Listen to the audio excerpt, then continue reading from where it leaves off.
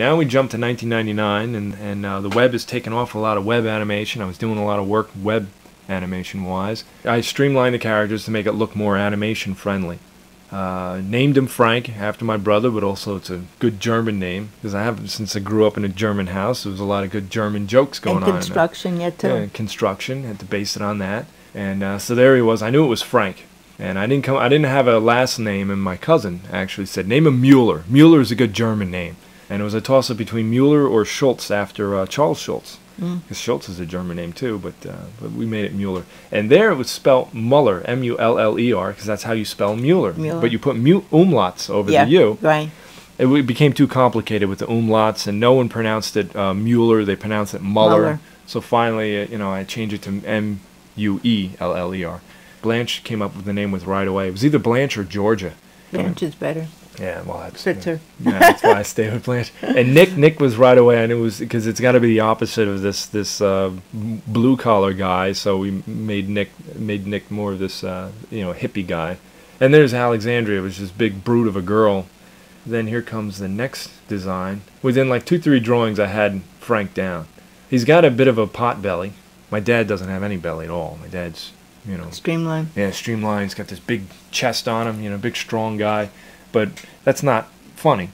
So Frank has a pot belly. But the thing is, though, that he's strong. So even though he has a pot belly, this guy can do like 100 sit-ups. He can pick up stuff. He just so happens to have a little bit of a belly on him. He's not fat. He's just got a bit of a belly. He has beer belly. Yeah, a little bit of a beer belly. And there's Blanche. But Blanche was still, she just looks too big. Something doesn't quite look right. Again, Dad. Don't have a name yet for it. Dad. And then there's still Mullers. There's Frank going, for crying out loud. Although my dad doesn't say that. He says, for Christ's sake. Right. Yeah. But then I heard that that's a curse.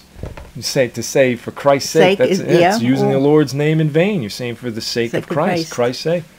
So he doesn't mean it that way. Yeah, he doesn't mean it that way. I didn't mean it that way either. But to me, Christ's sake was just funnier. So for religious people out there, I apologize for offending you. But it's for the sake of humor. It's funnier. So now here comes Alexandra. She's changing a bit more now. And Frank was set. Here he is with the flannel because all construction workers wear flannel. Nick was set with the turtleneck and the sandals. Loafers? Yeah, sandals. Or loafers, sandals. And Blanche started coming together. And I said getting thinner. I said she was a secretary, the one on the right there. But Alexandra still just looked a little too brutish.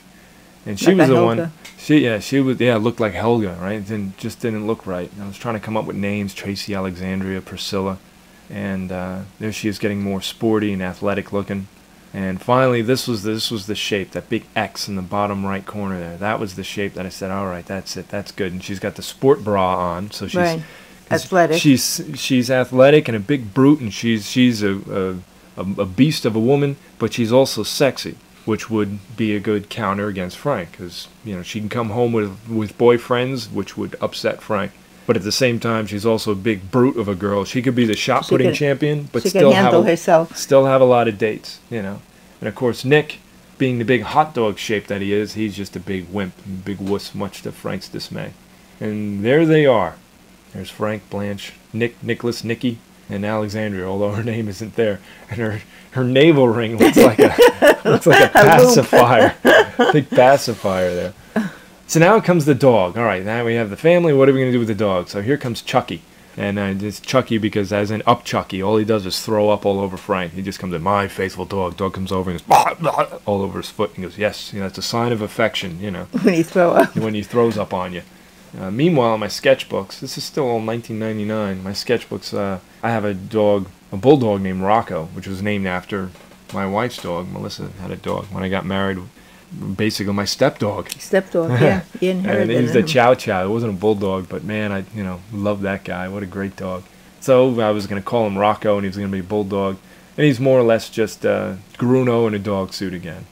At the same time of developing this FamilyPants idea, I have another idea for another story, another cartoon story, where it was a German Shepherd named Johann, which is named after Frank's cat. My brother's cat. Yeah. This is just a big German Shepherd, and he was just going to be running around like a maniacal dog with a German accent, and he beats up on the cat and a little mouse over here.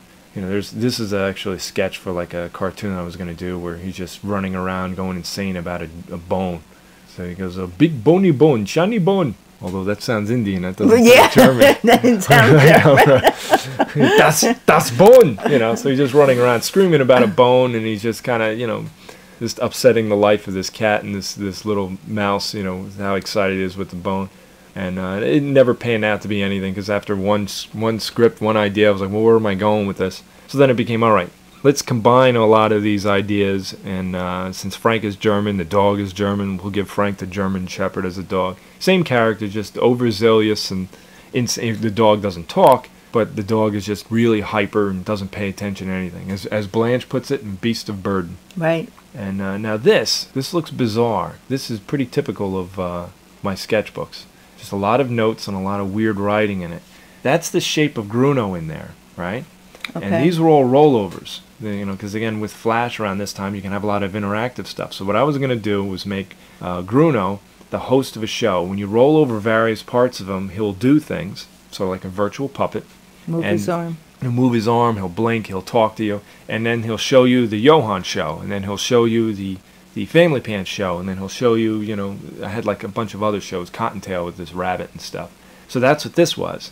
And the funny part about this was in '99 is when I got married. My wife saw a beautiful mind, and here she is.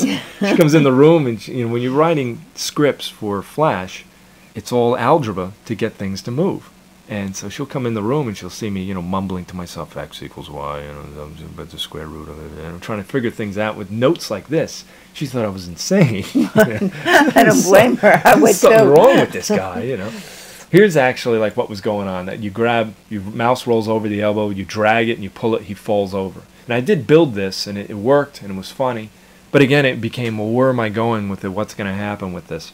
So again, in consolidating all these characters, Johan lost his show. He went with Frank, became his dog. The other shows just went into the garbage, and then and Bruno then, rather than lose Bruno, he just became Frank's silent partner, just like Harpo from the Marx Brothers. Okay. He doesn't talk. All he does is whistle. He doesn't have a horn that he blows. All he does is whistle. But again, that's a takeoff of the '40s slapstick stuff that I fell in love with from so long ago. Then that's where he went to.